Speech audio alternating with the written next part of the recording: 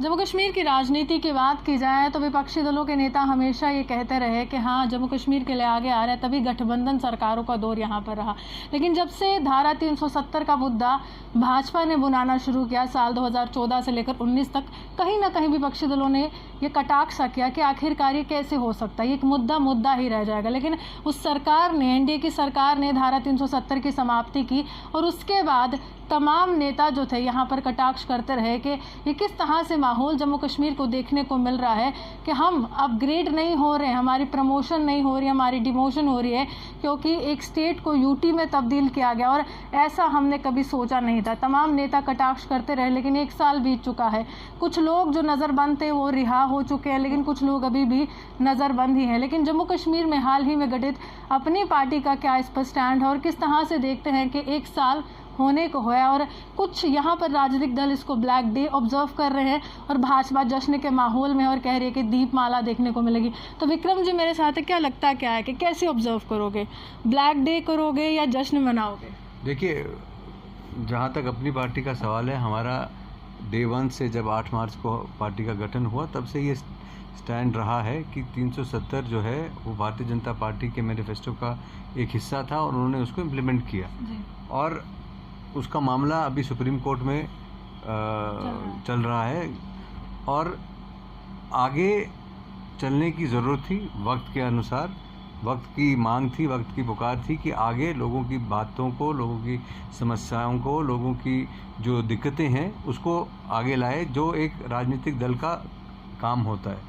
एक राजनीतिक पार्टी लोगों की जो नुमाइंदगी करती है उसका काम है लोगों की जो दुख तकलीफ़ है उसको आगे लेके आना, जो मुद्दे हैं, जो राजनीतिक मुद्दे हैं और दूसरे तरह के, और जो वैक्यूम था एक बिल्कुल, तो उसको फिलअप करने के लिए अपनी पार्टी आगे आई और उन्होंने ये एक हमने संकल्प लिया कि हम जम्मू कश्मीर को जो स्टेटहुड हटा के यूनियन टेरिटरी बनाया गया उसके लिए संघर्ष करेंगे।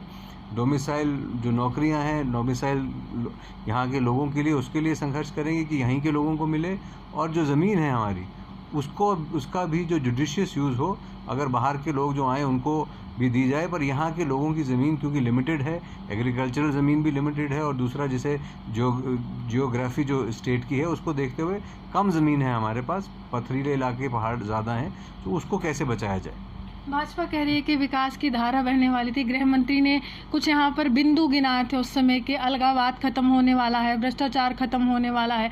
तो राजनीतिक दल अब कटाक्ष कर रहे हैं कि आखिरकार किस तरह से आपने यहाँ पर विकास की धारा। मैं उसी पे आ रहा था कि उसके बाद जो फैसले लिए गए, जहाँ तक कुछ लोग जो एम्पावर्ड नहीं थे, जो यहाँ के रेजिडेंट होते हुए भी जिनको अपने मूलभूत अधिकार नहीं थे, जैसे वेस्ट पाकिस्तानी रिफ्यूजीज थे, वाल्मीकि थे, गोरखा समाज के लोग थे, और जो हमारी बहनें बाहर जिनकी शादी हो जाती है उनके बच्चों को डिप्राइव किया जाता था, उस तरह से जम्मू कश्मीर अपनी पार्टी उसको मतलब उसको एक पॉजिटिव सेंस में देखती है कि उनको राइट्स मिले और मिलने भी चाहिए थे।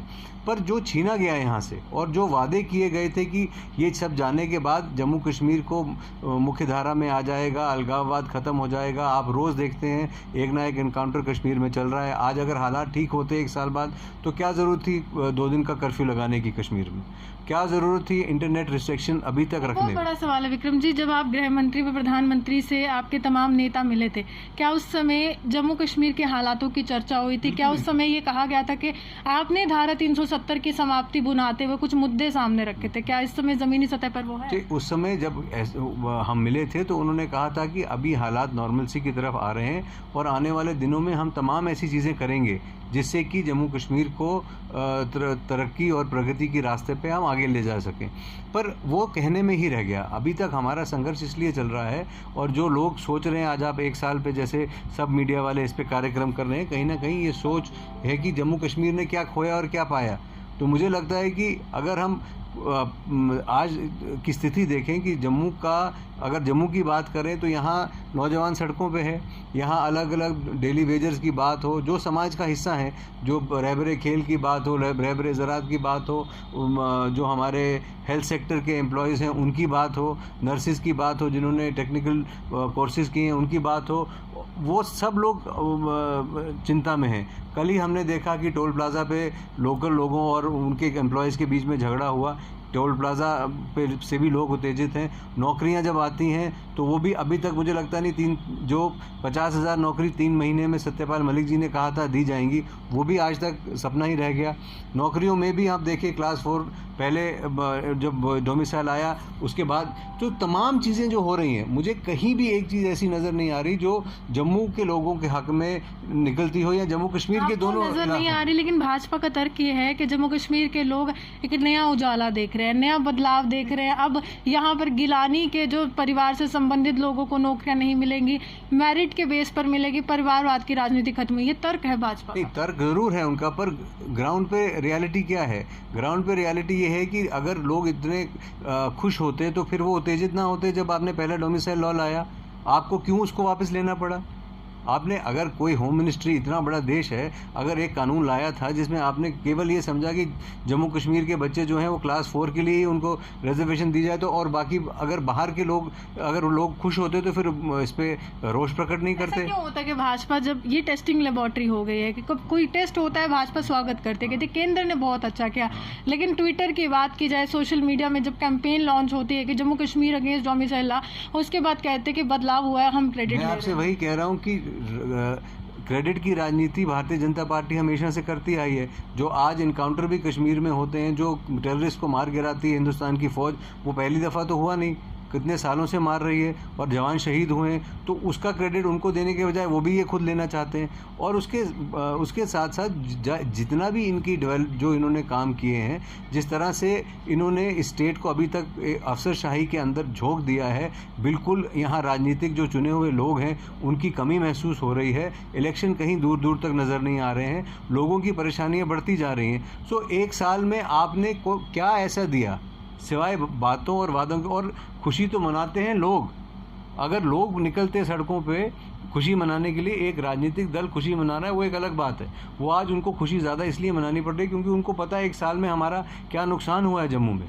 भाजपा तैयार है इलेक्शन के लिए, कह रहे हैं कि संगठन मजबूत कर रहे हैं, कभी भी हो जाए। इलेक्शन के लिए तो सब तैयार है, हम भी तैयार हैं। इलेक्शन आए तो, इलेक्शन तो बहुत दूर हैं अभी। इनके कितने बयान ऐसे आए हैं, जब जेपी नड्डा साहब, जब एलजी साहब ने कहा कि इलेक्शन के लिए हम तैयार हैं, तो इलेक्शन कमीशन ने कहा वो तो हमारा प्रेरोगेटिव है, हम देखेंगे इलेक्शन होने हैं कि नहीं होने हैं। तो 4G पे इनका बयान आया कि 4G के लिए तैयार है, फिर दूसरे दिन केंद्र सरकार का बयान आ गया सुप्रीम कोर्ट में कि बहुत बड़ी बात है। क्या ये केंद्र शासित प्रदेश जो बनाया गया, नुकसान हुआ है जम्मू कश्मीर को? या राज्य में हम एक तरह से किसी मंत्री से मिलते थे, किसी नुमाइंदे से मिलते थे, पूछते थे कि आपका विभाग ये कार्य कर रहा है, आप जवाबदेही क्यों नहीं कर रहे हैं? तो ये नुकसान हुआ है, फायदा हुआ? अरे आप कैसे, ये तो फ़ायदा कहाँ से नज़र आता है? ये तो सीधा सीधा नुकसान है, क्योंकि आज आप वीडियो कॉन्फ्रेंसिंग से कितने अफसरों से लोग बात कर सकते हैं। आज जब चुने हुए नुमाइंदे थे तो लोग सुबह उनके घर जाते थे, शाम को उनकी खिंचाई करते थे दफ्तर में, उनसे अकाउंटेबिलिटी थी। आज अकाउंटेबिलिटी किसकी है? आज तो देयर इज़ नो अकाउंटेबिलिटी। लोगों की जो समस्याएं हैं, अफसर उनसे मिले या ना मिले, वो कोविड की वजह से सब, कोई तो लोगों से पब्लिक दरबार नहीं लग रहे हैं। यहाँ लोगों की समस्याओं का निवारण नहीं हो रहा है। यहाँ जो अफसरशाही चाह रही है वो फैसला ले रही है। भाजपा से ये सवाल पूछा गया था कि आप कहीं ना कहीं जो आपकी रफ्तार है विकास की, वो टोल प्लाजास पर ज़्यादा देखी जा रही है रादर देन जॉब्स पर। तो वो कहते हैं कि कोरोना का काल चल रहा है, तो हम करें तो क्या करें? तो कोरोना का काल चल रहा है तो क्या टोल प्लाजा लगाएंगे? तो टोल प्लाजा से वो अपनी रेवेन्यू इकट्ठी करेंगे उस बीमारू स्टेट की जो पिछले 40 साल से मिलिटेंसी से जूझ रही है। आप मुझे बताइए, भारतवर्ष में कौन सी ऐसी स्टेट है जहाँ क्रॉस बॉर्डर शेलिंग से आज भी लोग मारे जा रहे हो? आपके पुंछ में परसों 10-15 दिन पहले एक फैमिली के 2-3 सदस्य मारे गए, एक बच्चा और उसकी माता जी, और मतलब 3 लोग मारे गए। आज भी हम जैसे बात कर रहे हैं, हो सकता है बॉर्डर पे शेलिंग हो रही हो। तो जहाँ रोज़ क्रॉस बॉर्डर फायरिंग हो रही है एक दूसरे मुल्क की तरफ से, जहाँ श्रीनगर में रोज़ इनकाउंटर हो रहे हैं, तो वो एक हेल्दी स्टेट नहीं है।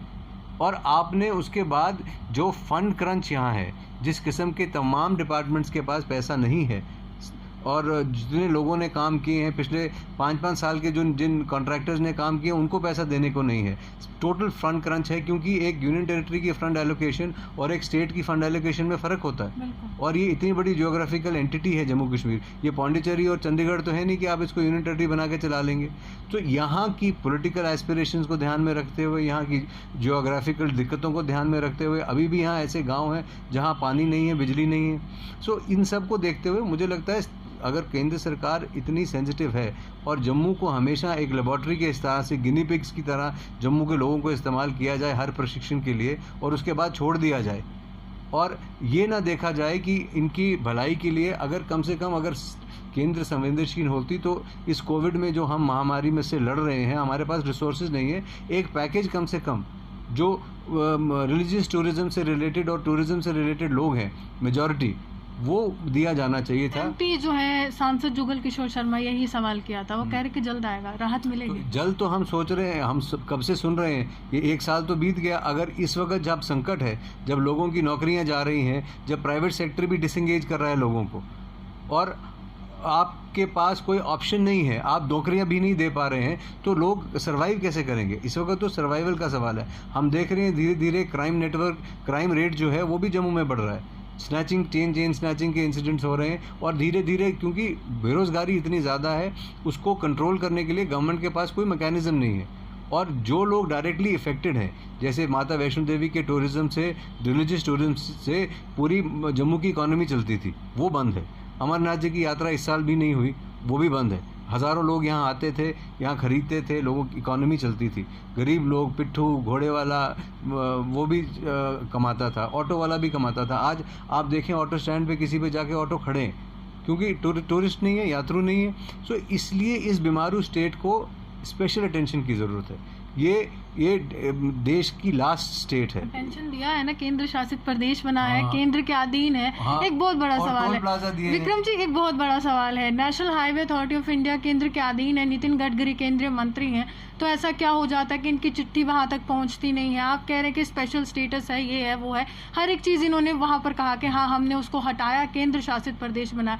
तो यहाँ की लीडरशिप में क्या उस तरह से सोच नहीं है कि आपका डेलीगेशन एलजी से मिलता है, उनका नहीं मिल पाता है? देखिए, वो अगर मिलने की इच्छा शक्ति हो और लोगों की बात रखने की हो, तो अगर वो इसकी खुशियां मना सकते हैं, तो आपको क्या लगता है कि वो एक प्रतिनिधि मंडल अपना ले जाके दिल्ली में नहीं मिल सकते गृह मंत्री से, कि उनको बोल नहीं सकते कि हमारे को यहाँ लोगों को इतनी दिक्कतें हैं? क्योंकि वो इनमें इतने ये फॉलो करना चाहते हैं, जो दिल्ली इनको सुबह कहती है शाम को ये उसको फॉलो करते हैं। ये अपने लोगों की आवाज़ जो है वो पहुंचाने में कहीं असमर्थ है, मुझे लगता है। क्योंकि ये कोशिश होनी चाहिए, किसी भी राजनीतिक दल में कोई भी होता है, उसके लिए सबसे पहला वो लोग होते हैं जिनकी वो नुमाइंदगी करता है। अगर आप उनकी नुमाइंदगी ठीक तरीके से नहीं कर सकते और केंद्र को असली जो स्थिति है उस पर ये नहीं बता सकते कि यहाँ लोगों को ये दिक्कतें हैं, तो फिर मुझे लगता है आपकी राजनीति व्यर्थ है। चलिए, शुक्रिया। साफ तौर पर के विफलता के जो कसीदे हैं वो पढ़े जा रहे हैं कि सफलता तो मिली नहीं, विफलता ही विफलता है। और आप ज़मीनी स्तर पर अगर आएंगे तो आपको हालात जम्मू कश्मीर के नज़र आएंगे और पता चलेगा कि आखिरकार विकास की धारा बहते बहते कहाँ को निकल गई। इसी के साथ कैमरामैन गुलशन कुमार के साथ मैं रूहानी आपसे विदा लेती हूँ। नमस्कार।